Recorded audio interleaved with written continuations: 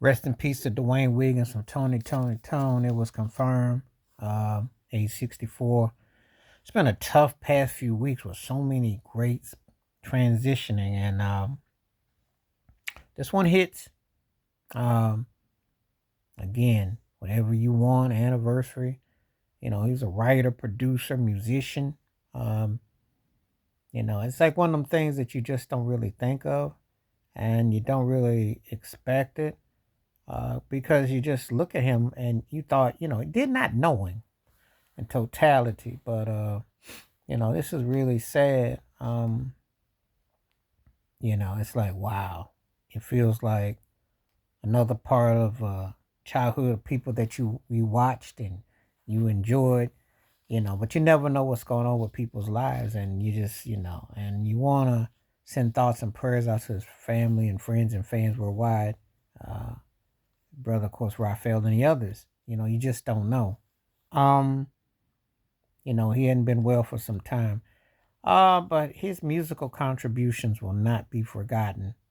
Toni was one of my favorite uh bands of the last 35, 40 years.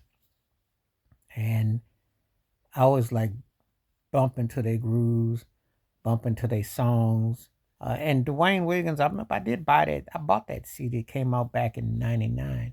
I bought it. It was all right. He was more what I call a cat that was more, to me, better behind the scenes, but he could play. He definitely could play. He could groove.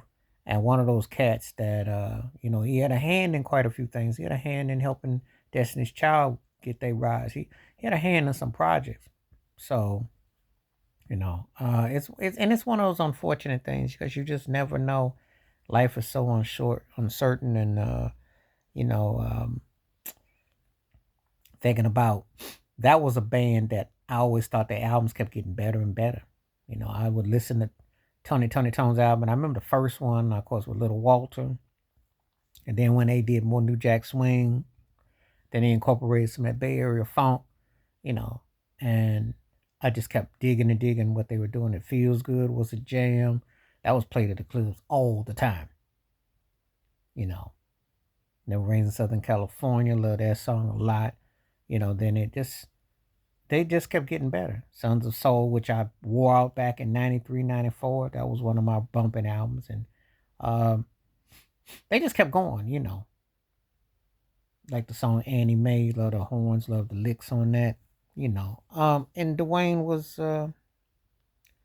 you know, one of those cats that you wanted to see do well. It's something when you see a band playing and you get, especially when they hit and when the songs is there, you get that feeling. It's like it just stays with you. It's like, man, you don't want it to end. It just hits you a certain way in totality. So, we didn't know how severe where it was, but it definitely came a lot quicker.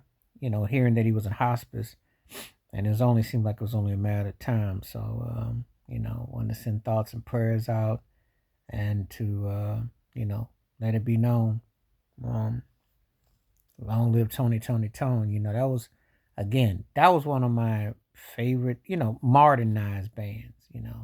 And it's you just put things in perspective with life and everything. So, you know, play some of their music, respect and remember. All right, I'm out. Peace.